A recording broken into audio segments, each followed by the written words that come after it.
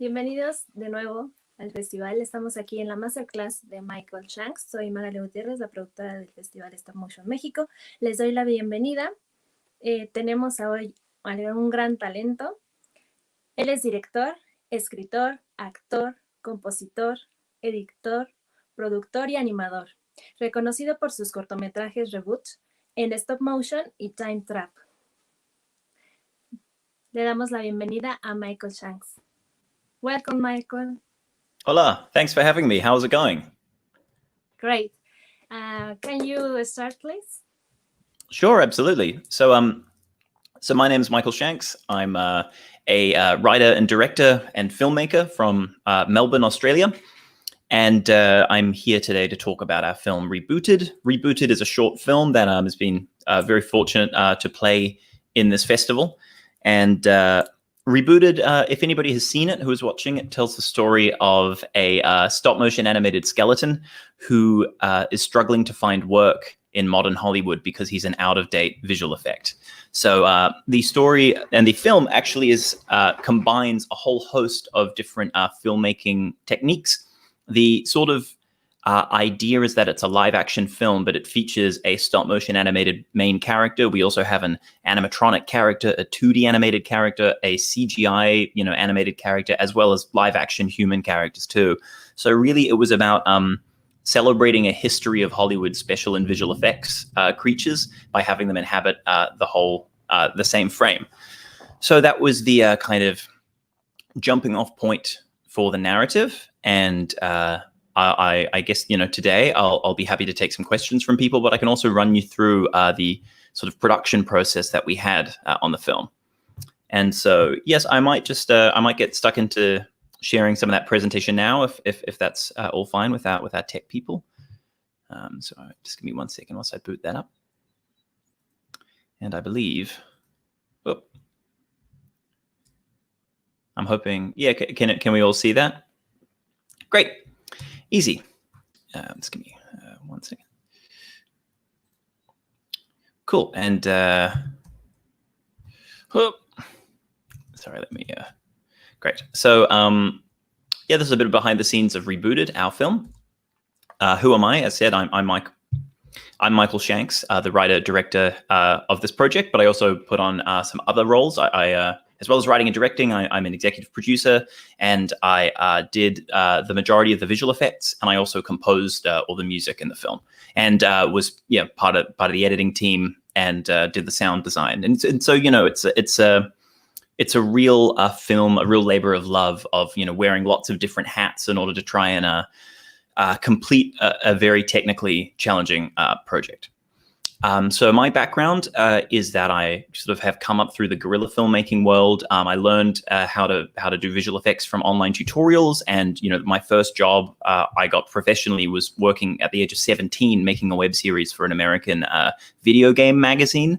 And from that, I had to kind of only work with my friends and without any industry connections. Had to kind of learn roughly how to shoot, how to edit, how to act, how to write, direct, etc. And here are some images from some of the jobs I've done in the past, including a job, The Wizards of Oz, which was probably, the longest project that I've done so far. So this is a rough timeline of some of the stuff in the past. Doomsday Arcade was this web series that I made at the age of 17 to 19, and that kind of taught me, how to get a start on and things. And then I made a short film called Time Trap, and all along the way I was making kind of YouTube stuff, and that led up to The Wizards of Oz, which was a short run television comedy series, leading up to now with Rebooted being the most recently released project. Tim Fed is the name of my YouTube channel that I've been curating since I was about 19, which is basically where I've been putting sort of online shorts and little comedy sketches, but they've always been trying to be as cinematic as possible, really trying to punch above the weight of the budgets that we have access to. And I like to think of it as a little, playground for trying out a new, like cinematic style or something like that. And a lot of the work that I do in it, very visual effects heavy, very focused on visual storytelling, lots of dialogue-free work, which kind of leads up to where we are now. And, there's some stats from the channels. Who've been fortunate enough to have lots of people, watch my work and subscribe to it. not that I release a lot of work on there. I think Rebooted was the first thing I put on that channel in over 3 years, because it's not really a focus of mine. It's more about trying to get these kind of bigger projects up. And Rebooted, whilst a short film, certainly fits the bill of being a big project. And so, yeah, Rebooted, that's the film I'm here today to talk about. And I'll get into it a little bit. Now, I'm just alt-tabbing to check. Hello, Rulo, by the way. If anybody's wanting to comment in the chat, I can access those, and feel free to ask questions at any time. So, yeah, as said, Rebooted tells the story of a stop-motion animated skeleton who was made, back for a kind of Ray Harryhausen era film, something like The Seventh Voyage of Sinbad, or God, the other name escapes me right now, which is very dumb, but, the Jason and the Argonauts film. And you can see him here now. He can't find work in modern Hollywood because he doesn't look real anymore. He's not scary. He's not a modern visual effect or special effect. So nobody would hire him to be the monster in their films anymore. Now, the way that this was financed, and I'm going to try and play a little video here. I'll just play it for a few seconds, and we'll see if it plays all right. But this short film had some financing. It was co-financed by Screen Australia, our government funding body, and Google Australia, where it was an initiative called Skip Ahead, where they were putting money into people that had proven good track records on YouTube that wanted to make kind of a bigger piece of content. And so, this is how I actually pitched to get the money to get selected as one of the people to receive the money for the initiative. We'll see if this plays. I'll just play it for a couple of seconds. Whoop. Harvey, I am Melbourne-based filmmaker and YouTube sensation Michael Shanks. Pleased to make the acquaintance. I'm here to talk to you about our proposal for Skip Ahead this year, which is for our project Rebooted. Rebooted tells the story of Phil. Phil is an aging, claymated stop-motion monster from the 1960s, where he was created to star in a film somewhat like Jason and the Argonauts, this sort of Ray Harryhausen things of yore. And look, that's just me kind of repeating what I just said, but that's to give you an idea of the very beginning of the process. Cool. And these were some pieces of storyboards that we did because we had to try and convince them to give us the money for the project. And the money for the project, the budget was about $100,000 Australian, which I think in American money is about $60,000, which feels like a lot for a short film. It certainly is, but because it's government granted, we have to pay everybody union rates, as we well should. But just to bear in mind that budget gets swallowed up pretty quickly when you have a project that's as ambitious as this one. Here was the kind of first piece of concept art that I made for the film with the help of another VFX artist, Jack Nolan. And so this was the concept art, and this was the final thing in the film. So obviously for the final film, we didn't have the Incredible Hulk, but it was useful as a way of explaining the idea that there's new effects and old visual effects and how that world might look. I'll talk really quickly about scripting. The script went through a lot of variations. If you can read it all, the script on the side there, you'll note that it's full of dialogue. And the final film ultimately was a silent film. So there were a lot of different versions of the script. One time it was all set in a museum. One time it was all set in this. One set in all that. It was just that I loved this idea of a visual effects character that was out of date, and as an excuse to show an amalgamation of the history of Hollywood special and visual effects within the same live action frame. But I didn't know what the plot was going to be. And it wasn't until a friend of mine suggested I should pull the dialogue out that I suddenly came up with what became the final script, a silent film, which was easily the best version. Because as you can see from the script, the jokes I wrote were not good. Yes, good question. How are we actually going to pull this off? So, just checking that everything's still running. Yeah, it is. Cool. Yeah, so I wanted to showcase, something from every era of special or visual effects and animation. It was, interesting trying to come up with what the touchstones were for that. You can see here just in Hollywood's representation of apes. There's so many different types in that, from the old stop motion of the original King Kong to people in monkey suits from 2001 to kind of the modern day Planet of the Apes movies. These kind of wetter digital things. So. Yeah, and moving on into storyboarding, I think that one of the things that I make sure that I do in direction, and particularly with things that I'm directing that are so technical and so kind of visual effects heavy, is that you need to make sure that you storyboard everything, because particularly with no dialogue, you need to rely on that your camera and your props are going to be communicating that story to people. So that's what I did here. You can see some of the storyboards. They kind of started out with me doing a lot of effort, and then kind of ended with me doing pretty crappy storyboards because I was freaking out, trying to get closer. Now, Phil is our main character, and one thing I was really worried about with this character was that we needed to empathize with him, and there's nothing very empathetic about a skull. It's kind of hard to make a skull emote without being entirely too cartoony. And luckily, I was working with a fantastic stop motion animator and puppet designer, Samuel Lewis, who created Phil.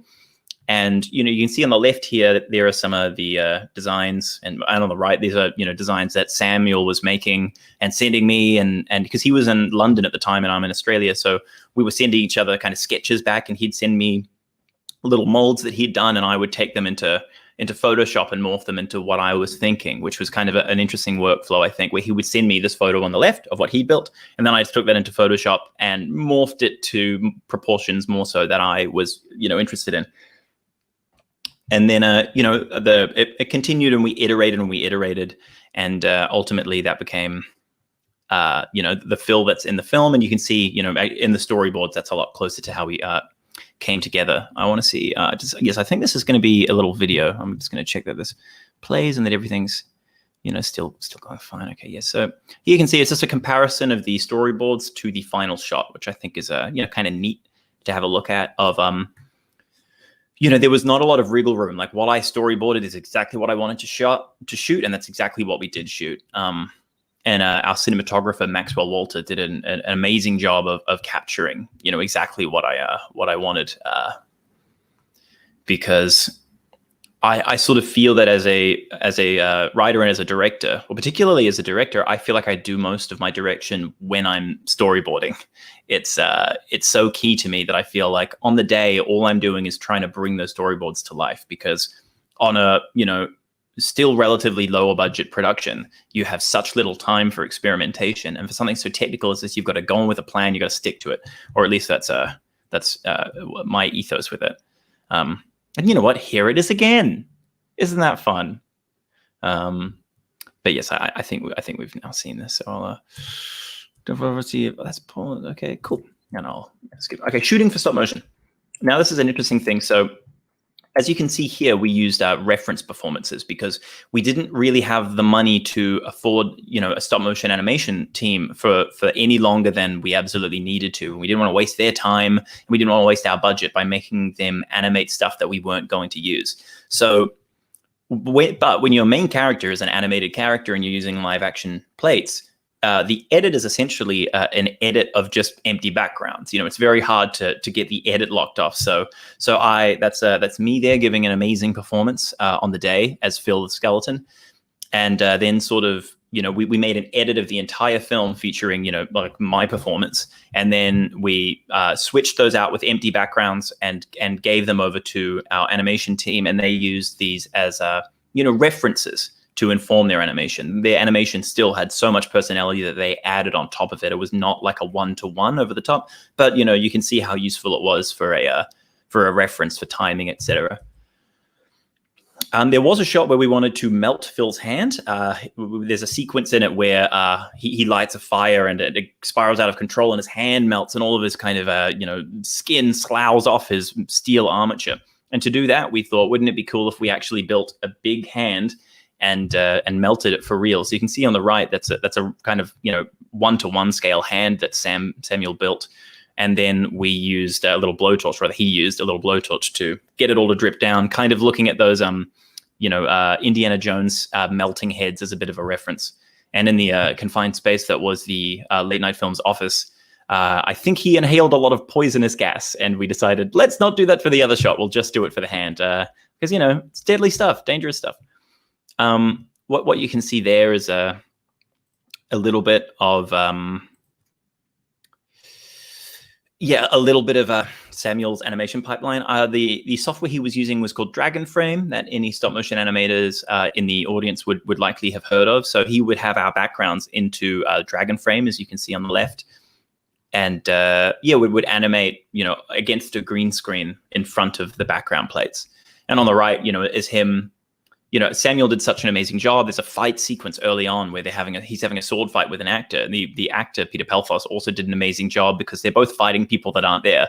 Peter Pelthos, our live action Centurion actor, was just, slashing at the air, etc. And then it was up to Samuel to animate Phil to look like he was reacting and try and, put some believability in there. And I'm very grateful for their work because they did an incredible job. Interactions with props, that's a tricky thing because, within the world, it's a stop motion animated character, but everything else is real. It's live action. And sort of that's the plan. So, for example, in this shot, he should be holding a real script, but that was going to be impossible to do so. So Samuel Lewis, our animator, built, little stop motion scripts. I think it was out of a tin foil with a little bit of paper glued on it so it could have that sort of tensile strength to really mold.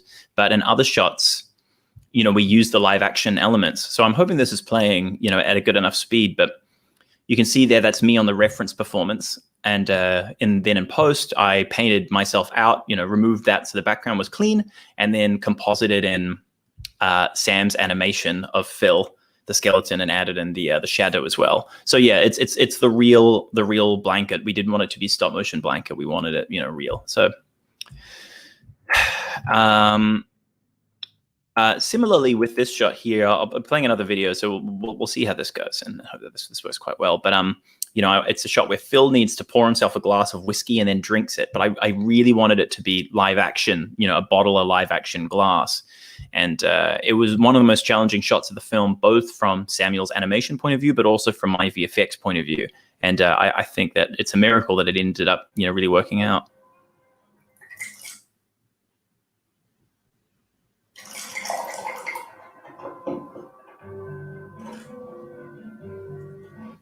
Yeah, I'll mute that, but see if maybe I'll play that again and I'll kind of talk over it. So as I said, yeah, it's me pouring the whiskey at first. And now for any stop motion animators out there that are watching it, they would know what I mean when I say that Phil was animated on 2s, which means that for every live action frame, there's actually, let's say there's 25 frames per second of the live action footage. Phil is animated on 12.5 frames per second. So there's 2 frames there's 2 frames for the stop motion animation per 1 for the live action. But for a shot like this, that was basically to save time, as a lot of any animator will tell you, cuts the time almost in half. But for this shot, because he was interacting with something that was moving at 25 frames, we needed to have it animated at 25 frames also. And so what Samuel was doing was just watching the shot of me pouring the whiskey and just frame by frame matching it to the bottle, which I think was an amazing technical feat that he pulled off. And then from my end, I'll talk about it as it plays. And then from my end, it was, I had to paint out my hand that was behind the glass, and replace all the reflections and paint out my hand that was holding the whiskey bottle. But all in all, I think it's maybe my favorite shot of the film. I think I'm really, really proud of how we pulled that together. But we also had other characters, not just stop motion. We had here. Animated by the amazing Alyssa Smedley, another Melbourne-based filmmaker. This is Tutti Booty, who is kind of our throwback to old school 2D characters. Oh gosh, I'm too unprepared, but there's a specific animator that I was referencing with this, and I've forgotten their name, so that's good. But yes, you can see here. So that was animated. That was digitally animated, but you can see it's very hand drawn by Alyssa. And then we composited that. So basically, my idea was that it was living on a piece of translucent cell paper, which was how this old method of how they would kind of composite animated elements together. And I just did that in Element 3D, which is a little plugin for After Effects, Adobe After Effects. So Alyssa would animate the creature, Tutti Booty, and then I would bring it into this little 3D program where I'd put it on a sheet of paper and then animate the sheet of paper within After Effects to put it into the frame, as you can see here down the bottom where Tutti Booty, she is in that frame down there. And look, this is maybe a little technical and a little boring, so I'll kind of fly through it because I prepared this for a kind of a different talk that was about visual effects, this little section. But we had this big shot at the opening of the. Well, let me turn that down. That's very loud. I don't know if the audio is even coming through. That'd be fine if it's not. But we had this big shot at the beginning of the show that I really wanted to pull off, and it was a big challenge to do. So, we start off kind of in the world of this film, and then we pull out from the cinema, and I then really wanted to, pull it out through the lobby and out through the door, and then across the street. It's this huge camera move. And the idea was it was, one way of showcasing that we'd come from within the world of a film to a real world. But then this, effect here, the big time change to show that not only were we outside of the kind of golden age of cinema from not being on a screen anymore, but that also, the realm of cinema had kind of degraded, which is obviously a reflection of what had happened to our main character, Phil, who'd gone from being this, sparkly, bright thing to being something, rejected and neglected. So, I'll talk you through a little bit of how we accomplished that shot, because it was huge. It was a drone shot that we did. So we had a cinema that we filled with as many extras as we could. We couldn't afford enough extras to fill out the cinema, so we had an idea of what if it was cheaper if we could afford if we bought every single seat to a screening of a film. And then we advertised, hey, there's a free screening of this film. It was a Harry Potter film that was playing, The Crimes of Grindelwald. And we just advertised around town where this old cinema was, free screening, first in, best dressed. And people came to the screening, but we just, we had on the flyer, you had to come to the screening, and, 20 minutes, for 20 minutes, we're just going to film you, by which we mean we're going to fly a drone over the crowd, which we did. And, those lights there up front, so we can get some light back that obviously, I then, painted out for the post. And you can see that we then go from that into a lobby, but, no cinema lobbies are set up like this, certainly anymore. I don't know if they ever were. So it's actually 2 drone shots. So we flew backwards in here to the back of the wall, and we repeated that movement a couple of times. And then, in post, I painted that out and put the thing there. And then the second movement started in here, where we flew through this curtain that was in front of a green screen. And you can see we also replaced some lights like this, took them out because they were, just the only way to really light the scene in a way that we liked. And flew that drone out and out here. But then you get out here and you think, you can see all the reflections of say me, the director and the cinematographer, standing behind some modern day cars. So that we couldn't keep that in there. So we had to, we had to remove the reflections, because we had these real retro cars parked in the front. And so that was a big job as well from VFX. Although those VFX were done by a really talented artist called Kevin Look. Still with here, we got up to this point, and to try and keep it period, you've got to remove all the film posters, all the signage for the recent releases, great films such as Mortal Engines and Bumblebee. And, still up here, we have extras. We have our production designer, Rennie Watson, stopping people from crossing frame. We have the aforementioned Kevin Look stopping people from coming frame. So we have to paint those guys out. We have to paint out even more posters. So, this was just one shot, but it was a really key shot for me both as a writer and as a director, in order to, try and communicate that narrative. And we ended up here, where basically, to do this effect, I just cut out the front of the buildings and replaced the background with like an old image of, like California, to make it look like this is, Hollywood. Because, obviously in the forefront, you can see I basically added graffiti and like mold damage and water damage and that sort of thing. But the transition wasn't dramatic enough with those buildings in the background. So I cut them out, and it really sold the shot as not only is the cinema degraded, but also the city's, built up. There's like, new builds, et cetera, et cetera. Probably should have put an apartment building in that space on the left, but, I think it works. I think I was probably trying to rip this shot off from The Simpsons. If anybody remembers this classic episode. Back from when Springfield was paved with gold. But I think that's it for my my presentation. But I'm still here. Oh, thank you, Hugo. Yeah, I hope that was cool. But yeah, I'm still here and happy to, if there are any questions to be answered to our hosts. I'm not sure if I'm being questioned by the host or if it's from any comments from people watching. But feel free to send some comments through.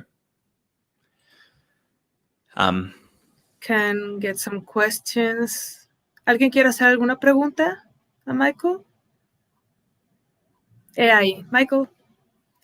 There you go. Hey, oh, great. Okay, well, I've got a couple of questions here. Hugo, collaborators from several parts of the world. What's your take on multi-nation collaboration? It's well, I mean, I think it's great. I have nothing against it. It's obviously simple when people are in the same place, just for communication and to be able to meet in the room. But when I mentioned in that project that we were working with Samuel Lewis, who was in London, that was only during pre-production, because he was in London on another job and he was coming back to Melbourne because he was originally from Melbourne. And so he came to Melbourne and we did the animation in the same place. So that was really helpful. But I think in a post-COVID world, it's interesting when people can't leave their houses to maybe see other people in the same city. I think it's set a much easier precedent to be able to interact with people over something like a Zoom or a Skype. Obviously, you still need to be able to go on shoots and see people and film actors, but otherwise, I think that having, particularly in things like design and kind of VFX or collaborations like that, I think could really work easier over Zoom. Cesar, how did I do that? It seemed like a one shot. Sort of what I was talking about is, so there were two shots, as I said, that the first shot of that big shot that we saw was just coming through the cinema, and then that would cut. That was the end of the shot. And then the second one was in the lobby, where we flew out of the whole lobby and over the other side of the street. And then just in post, we're doing the first shots coming out, and then we just kind of switched it out with the second one, using a bit of green screen and a bit of lots of rotoscoping, honestly. And that was kind of how we did it in simplest terms. Mostly there was post-production, rotoscoping, and edition. So I see from Hugh, familiar with legislation on labor and other constraints a creator might find. No, not really. Well, I mean, well, certainly. So if we're talking about the legislation on labor and that sort of thing, the way that Australia works is a lot of our projects are funded by our a brand, government bodies like Screen Australia, Film Victoria, Film New South Wales, etc. And we have union rates. Award rates that you look up and can pay people, and then those rates differ from if it's for web or if it's from TV or if it's for film. And so it was just a matter of looking that up and figuring out how much everything is going to cost, and then putting a budget together to that effect. Because obviously there's differences. For example, let's say you're working with a cinematographer who's used to working on commercial shoots, TV commercials. They might be earning a lot of money for that, but often crew, if you've got a good idea, an idea like this, which a lot of people found very appealing, they were happy to work on, everybody was getting paid, but they were happy to work on award minimums because it was a fun project and they really wanted to be involved, as opposed to, a commercial job that you might take where you'll get paid a lot, but you might not be interested in, making an ad for bread or whatever. I mean, I'd make an ad for bread. I love bread. It's all I eat. Yeah. Stop motion was the way to do VFX, but now you've used some VFX to integrate the stop motion. Yeah, absolutely. As said, this was about kind of celebrating all the techniques of filmmaking as much as possible, because that's what I love. I grew up just loving watching behind the scenes stuff. And a lot of people talk about how, practical versus, visual effects. And I think that they're both amazing and they can both be good and they can both be bad. But it was really important to me that the stop motion be real, because that was sort of the heart of the story. And we talked early on about, could we do the stop motion as a visual effect? Could we do it in 3D and make it look stop motion? That was only because we hadn't done stop motion before and we were kind of nervous about it. And we kind of thought that it was going to be too expensive, honestly. We were happy for that, to put in the time, but we thought that it was going to be such a long process that it was going to cost so much money. But in the end, it ended up being not as expensive as we were, worrying it was going to be, and definitely was the better option from a creative point of view. Stop motion is obviously a very slow process, but compared to normal stop motion, this was much faster than we expected, because firstly, our animation team of Samuel and Gerald were amazing, but they only had to deal with one character. And usually, you've got, multiple characters, multiple props, but mainly backgrounds. And you've got to light those backgrounds and have things, moving all over the place. This was just one character in front of green screen. that, as you say, yeah, we integrated with the live action footage using visual effects. So that was some of the visual effects that I was doing. Cutting fill out from the green screen and sticking them onto the plate and matching the camera movement. But that was really easy because the animation team did such a good job matching the lighting that honestly I just basically clicked green screen gone and my job was 90% done for me. Could you please tell us more tips to do it? Well, the other thing is that I didn't quite get into was because we're using live action film with stop motion animation, it does limit the sort of camera moves that you can do.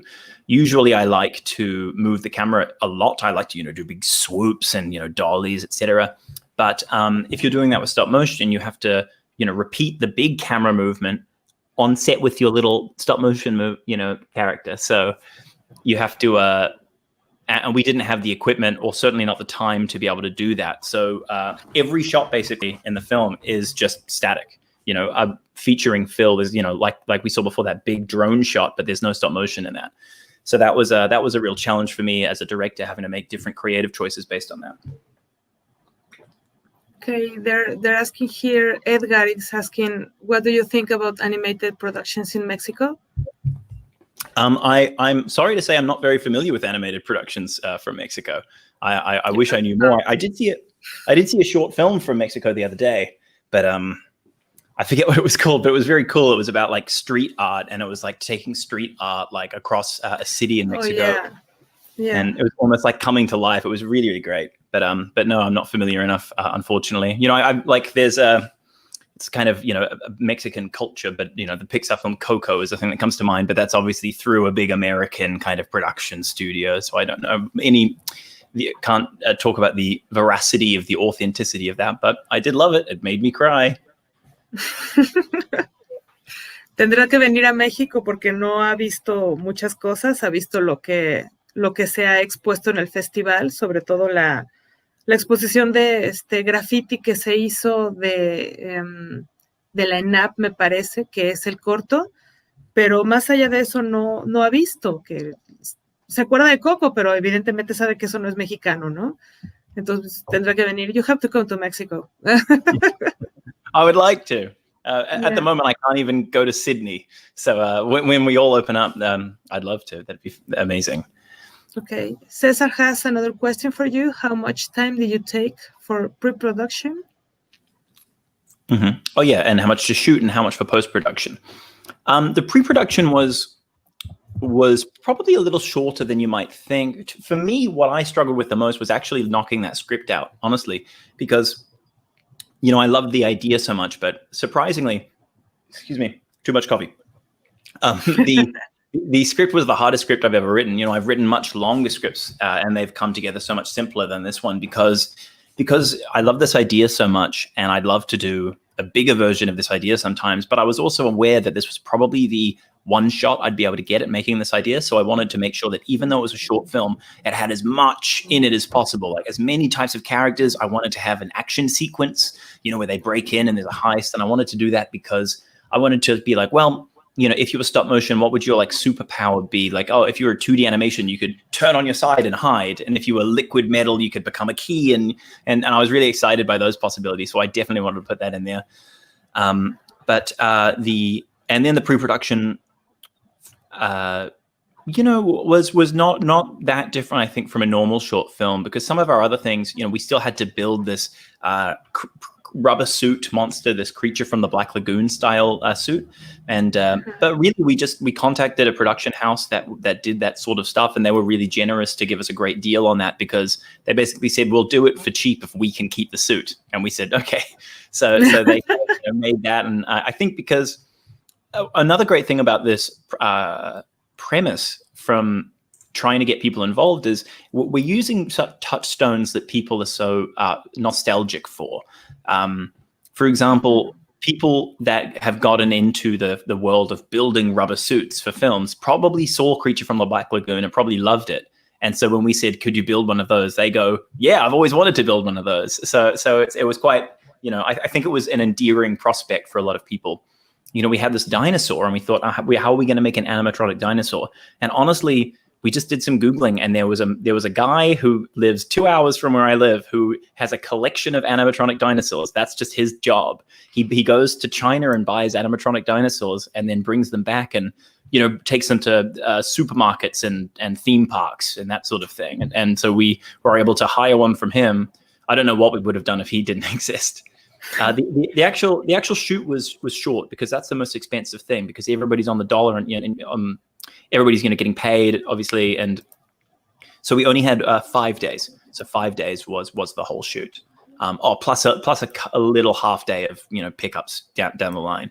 But yeah, so we shot the whole thing in 5 days, and then the post production. I think the animation was around 6 months, and then a few months more on that to consider also all the visual effects and all the composing, because one of the downsides as well of wearing a lot of hats in a production is, as said, I was editing, and then I was doing the visual effects, and then I was composing the music, and so that they can't be happening at the same time because I can only be in one place at a time. So that kind of can drag that out a little bit. So I'm going to translate some Spanish questions for you. Please.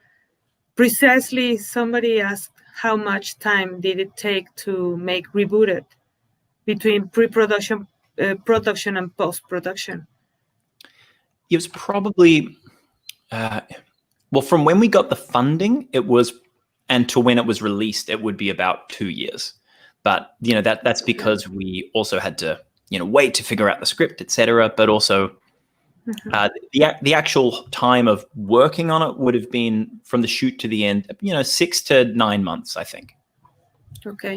Acerca de la pregunta de cuánto tiempo llevó realizar Rebooted, me está explicando Michael que más o menos entre 6 y 9 meses, considerando que tenían que esperar que cayera el presupuesto que estaban consiguiendo y que se aterrizara el guión, más toda la labor, ¿no? Que él hizo la mayoría de la labor entre la actuación. Él se puso como actor para que luego se animara el esqueleto con las mismas acciones que él, y él ayudó en la postproducción, en edición, en rotoscopio de VFX, y también hizo la música, porque pues ¿por qué no, verdad?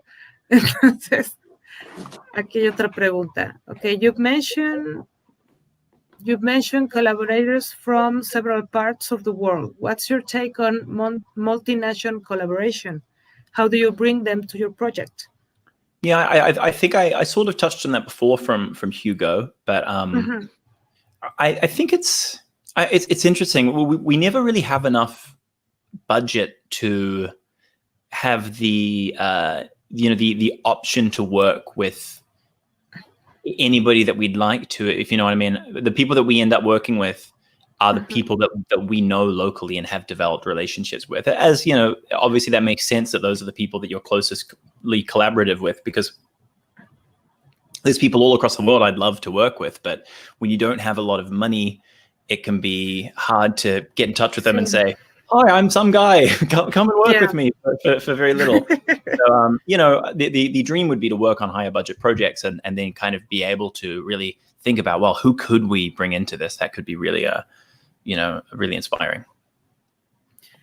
Ok, en realidad dice que sí le encantaría trabajar, conoce a muchas personas con quien le gustaría trabajar alrededor del mundo, pero finalmente, como la mayoría de las personas, la mayoría de los productores, trabaja con personas que conoce, y sobre todo en este caso, trabajó con personas que conoce porque pues era más barato y el proyecto tenía un poco de restricciones en cuanto a presupuesto. Another question, could you share with us your creative process for this project? How did it came to light? Well, I think that when you're a writer, you have a lot of ideas, but the tricky thing is knowing which idea is good enough to point towards. Because for me, whenever I commit to a project, it takes over my life for a couple of years. So you want to make sure that it's a good project, or it's a big waste of your time and therefore your life. But for me, this was I was watching a behind the scenes video on The Empire Strikes Back. It was a made-for-TV behind-the-scenes video from the year that film was released. It was this cheesy old 80s thing. And the film, the behind the scenes video was hosted by Mark Hamill, and he was like, "Hey, what's up? I'm Mark Hamill. I'm in The Empire Strikes Back, and oh my gosh, look, it's one of my co-stars, R2D2." And then R2D2, kind of zooms into frame, and the so 80s, right? It's so 80s, and the joke was like he was pretending like R2D2 was his co-star, and I thought that was kind of cute, and I thought that was the first jumping off point. I thought, like, well, if R2 is his co-star, then is every other puppet in that movie a co-star? Like, are they all? Then I just started thinking about, like, did R2D2 audition for that role? And then then the wheel kind of started spinning, and I thought, well, God, an out-of-date visual effect. That's a cool idea. Well, it'd have to be a Ray Harryhausen stop-motion animated skeleton, because that's the best, like, early visual effects that comes to mind. And then I knew it was worth pursuing, because I realized that I was really worried that somebody else had that idea first, and so I was trying to find it. And I realized if somebody else had that idea, I would have been annoyed. I would have been jealous of their idea, and that's when I knew, okay, that's the thing worth pursuing. Okay. Al respecto de la pregunta acerca de cómo fue el proceso creativo para este proyecto, nos está compartiendo que toda la idea surgió a raíz de que vio un especial acerca del Imperio Contraataca, donde salía Mark Hamill como anfitrión diciendo, hola, soy Mark Hamill y este es mi amigo Arturito, ¿no? Y ahí está el robotito. Entonces él pensó, bueno, si Arturito es su coestrella en esta presentación, entonces todos los puppets que salen en la película también son coestrellas. Y si es así, ¿cómo habrá sido el proceso de casting para y entonces el hámster empezó a darle en la cabeza y dice, bueno, pues de ahí surgió la idea. Y en algún momento dijo, no, antes de que a alguien se le ocurra esta idea, porque me va a dar mucho coraje que a alguien se le ocurra antes que a mí, la voy a hacer yo. Entonces ese fue el génesis de la idea. Ahora, acerca de la siguiente pregunta de ¿cuál fue la escena más complicada? Lo que había mencionado a la hora de la presentación es que la escena en la que está Phil, el esqueleto, bebiendo whisky, fue la más complicada en cuanto a tiempo, porque él quería que Phil estuviera bebiendo de una botella real, con líquido real, hacia un vaso real. Entonces, él hizo la actuación completa de la escena y en todo el proceso de rotoscopio de limpieza de su persona para poder colocar a Phil, se llevó bastante tiempo porque pues el cristal tenía que reemplazar las reflexiones de su imagen y de su cuerpo con las del puppet. Entonces eso le llevó más tiempo, pero dice que por lo mismo es su escena favorita. Ahora, otra pregunta, perdón, ya la contestamos. El tiempo ya dijo que fueron 9 meses. Del por qué decidió hacer stop motion, era porque de inicio había pensado hacer, de acuerdo a lo que había explicado, había pensado hacer el muñeco en 3D simulando que fuera stop motion, pero no resultaba tan empático el muñeco, porque resultaba un poquito falso. Entonces le pareció que la mejor idea era hacerlo real para que fuera congruente. Es un muñeco de los 60s, viejos, estilo Harryhausen. Entonces tendría que haberse hecho en stop motion. Lo intentaron inclusive, pero no les gustó el resultado y por eso decidió introducir el stop motion. Oh, here's another question. In each production, we all learn something when we do it. What was your professional and personal experience with Rebooted? What did you learn about it? Wow, that's a very good question. Qué buena pregunta, dice. Ya lo pusieron a pensar. I think it was a good reminder of, I keep going back to how much I struggled, from a professional point of view to get the script right. And I think it would have been so easy to, I wrote like 20 different versions of the script before this one. and I came so close to filming those different versions of the script, but ultimately I'm so thankful that I held out until that final draft that was so much better and totally different. And so I think that reaffirms the lesson to me that even with the best animation and as best visual effects as you possibly can and all those bells and whistles, that if the story isn't right, then the film can't be perfect. Your film can only be as good as your script is, I think. And that was kind of a good reminder of that, and not just to get too in love with the technical side of it. And on a personal level, what did I learn? I don't know. I don't think I've ever learned a personal lesson in my life. I need therapy. So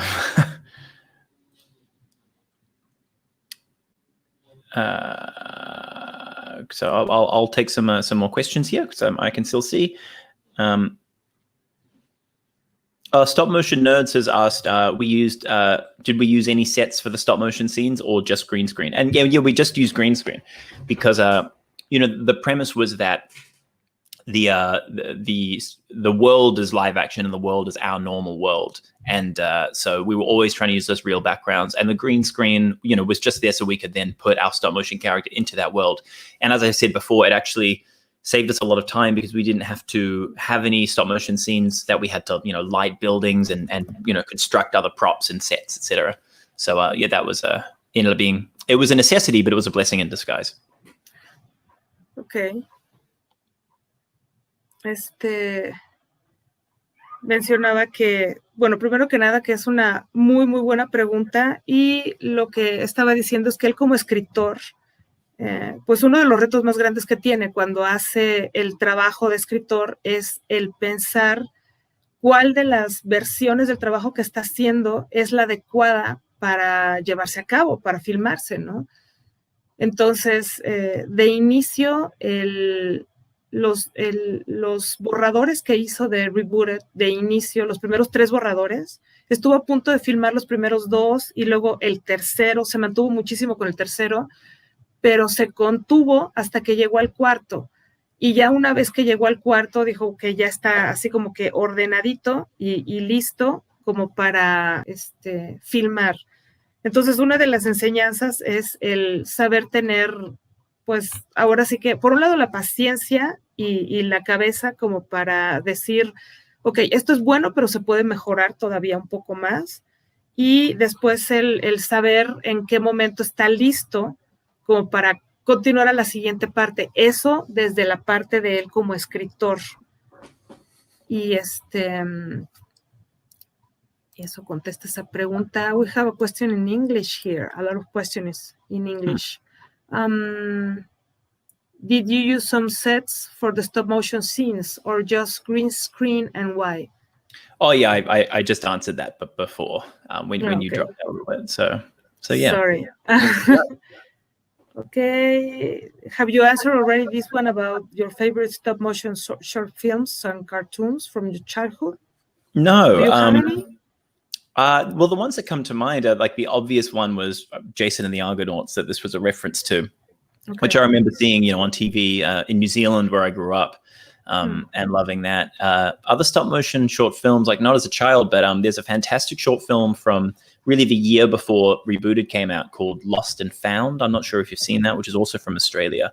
That our animator Samuel Lewis was one of the key animators on that film. So that was sort of what we had seen, and we were overjoyed when Sam came to work on our project because his work's been extraordinary. And Lost and Found, I really recommend if you haven't seen it, directed by Andrew Goldsmith, a fantastic director. Sí. Ok, acerca de la pregunta que le hacen de cuáles son los cortos de stop motion que le gustaron más, ya sea cuando era niño o que le han gustado más ahora, menciona que desde luego las películas de Ray Harryhausen como Jason y los Argonautas, que fueron una gran influencia para él, que la vio de niño cuando estaba en Nueva Zelanda, y que actualmente la película de Lost and Found, el cortito animado de Lost and Found que ganó premios hace algunos años, que le gustó muchísimo, le parece un gran trabajo, y el animador que trabajó para él, para Reboot, es uno de los animadores que trabajó para ese corto, entonces también por eso lo recomienda. 5 minutos más, no sé si quieren hacer alguna otra pregunta. Somebody's asking about your hair. Oh yeah. Okay. Yeah. Who cuts your hair? Fred is asking. Currently, nobody cuts my hair. That's the problem. It's getting wild. Okay. We've been in Melbourne, Australia. We've had very strict lockdowns because we had a huge outbreak of coronavirus. So I haven't really gone out. They've just lifted this weekend, but beyond that, we've been kind of locked inside for 8 months. So nobody's been cutting my hair. It's getting too long. Okay. Hicieron una pregunta aquí de quién le cortaba el cabello y él dice que debido al coronavirus han tenido una cuarentena muy estricta en Australia porque se desató el brote muy, muy pesado. Entonces, durante esta cuarentena, los 6 meses, prácticamente no ha salido para nada y por lo menos, y pues no se ha cortado el pelo. Entonces, esto, ¿no? Rulo is thanking you for this acknowledgement and homage to stop motion and cinema. That is Reboot.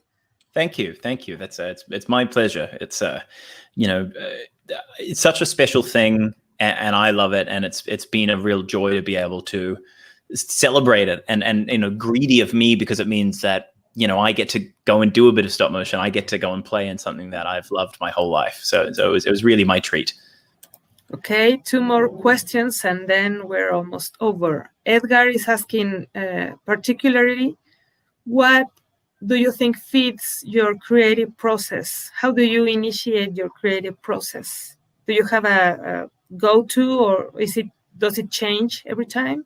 Yeah, it's hard because it's I feel like really great creative ideas tend to, at least things that I think of as great, tend to come to me almost when I'm like looking at them sideways. Like when I'm stuck, it's hard to just go have an idea.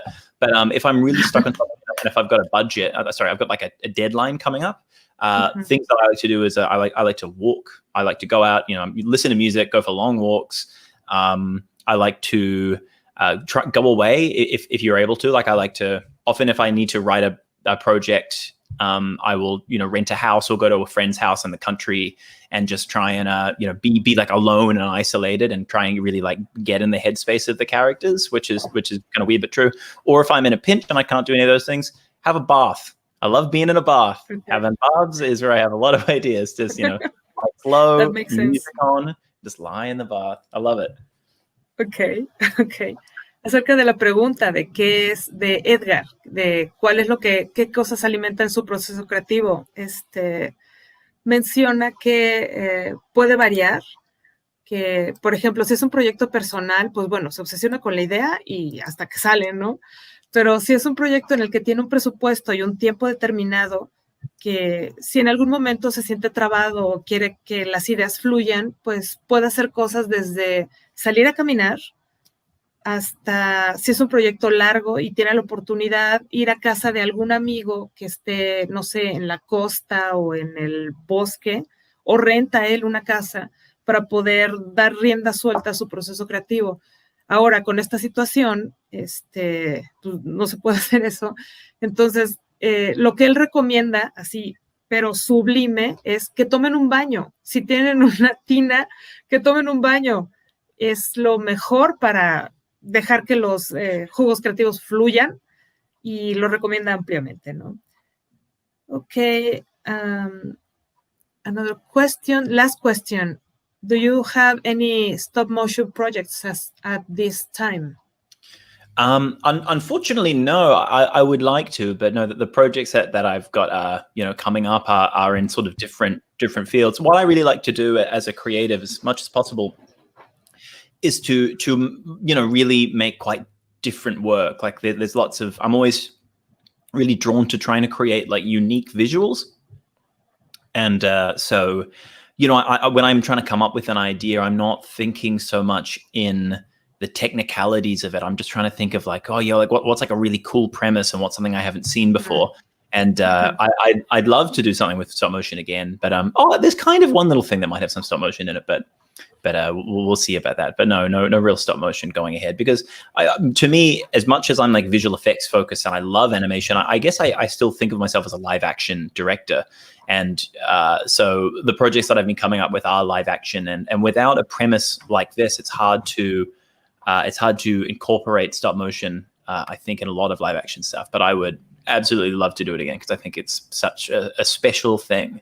And I think it has such a special relationship to an audience. I feel as though maybe it's because as children, we all played with dolls and we all played with action figures. And then I think that even as adults, we look at it and it sets something off in our memories of, because you can tell that it's real and you can tell that you can move it. And it just kind of, it lights people's faces up. I think that people's reaction to it is such so much warmth. And I love that in an audience. Yeah, I agree. Ok, acerca de si tiene proyectos de stop motion en el futuro, la respuesta es no necesariamente, no está casado con un estilo. Él se ve más que nada como director de proyectos de acción viva, pero no niega, no descarta la posibilidad de volver a trabajar con el stop motion, porque para él es una técnica súper especial, súper tangible, que le produce una sensación de conexión que él piensa que es de cuando éramos niños y jugábamos con nuestras muñecas.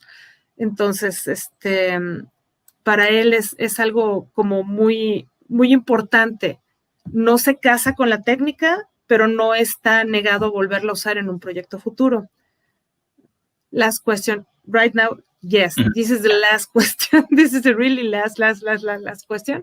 Okay, are you in charge of all the process, all the creative process, or do you have a lineup of creatives like art director, character designer, etc.? How do you work? How do you collaborate with them in an idea to develop an idea? So it all starts with an idea and a script, and that's just really me, and I'll throw that by other friends of mine that are writers, and I'll get their feedback. And I think a key thing as a writer is knowing whose feedback you can really value. Like there are some people who will give you notes that their feedback is great, so you want to take theirs, and some people that maybe aren't so much. But then once you come into the pre-production, absolutely it becomes so much more collaborative. As director, I think a thing that I've learned is when people ask you a question, you need to have an answer. So it helps that, when I start, I know exactly what I want everything to look like, but I'm very open to being convinced otherwise. If somebody suggests something to me, I think you need to be able to say, yes, your idea is better, go with that. And again, it's about finding a good team. And I've been really fortunate to have a team that I really respect their work. So, if there's something that I haven't overseen and they've had to make a choice, an art director, our production designer, Rennie Watson, or Chloe Graves, our costume designer, who did so much of the work, so much more than, a normal costume designer would. Their tastes are so good and so strong that you can really rely on the choices that they will make. And it becomes really collaborative. Okay, let me answer that question. Okay, por último, Elizabeth, acerca de tu pregunta de si está a cargo de todo el proceso, la respuesta es no. Inicia con una idea de él como director, le gusta qué es lo que quiere llevar a cabo, qué es lo que quiere ver en pantalla, pero está abierto desde luego a las ideas del equipo con el que cuenta, que ya lleva colaborando con ellos bastante tiempo, y en el proceso de preproducción tiene él está muy consciente de que si alguien le hace una pregunta, él tiene que tener una respuesta del por qué. O sea, no está casado de que quiero que se vea esto así y ya, sino es por qué quieres que se vea así y él lo tiene que explicar. Y de esa manera surgen los mejores proyectos. Okay, thank you for your time. Would you be kind enough to recommend anything you want us to see from you or from someone else, maybe? Oh gosh, I'll have to think. As always, if anybody wants to, get in touch or ask any more questions, you can find me on Twitter or Instagram, or all of my work's on YouTube, and you can go and check that out. It's at TimTimFed, which I'm sure you can see there. So that's where you can kind of find me everywhere. In terms of other things to watch, I would say, support online film festivals. Great festivals like this.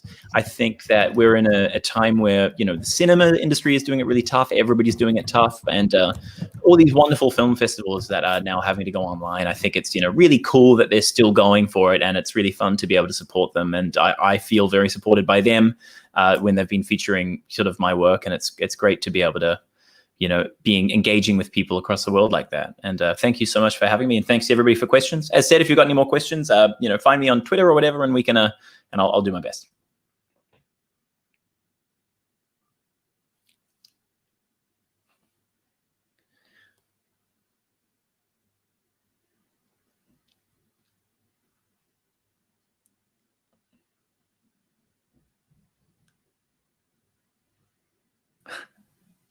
Sorry.